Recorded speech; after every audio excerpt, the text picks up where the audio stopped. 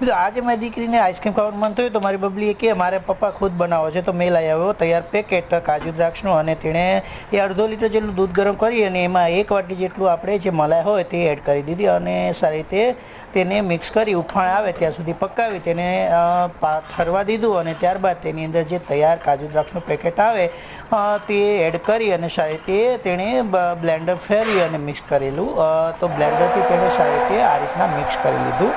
અને બ્લેન્ડરની મદદથી તેણે આ સારી રીતે આ રીતના મિક્સ કરી દીધું, અને ત્યારબાદ તેને 3 થી 4 કલાક સુધી ફ્રીજમાં રાખી અને ત્યારબાદ ફરી બહાર કાઢી અને તેને આ રીતના ફરીથી બ્લેન્ડર કરી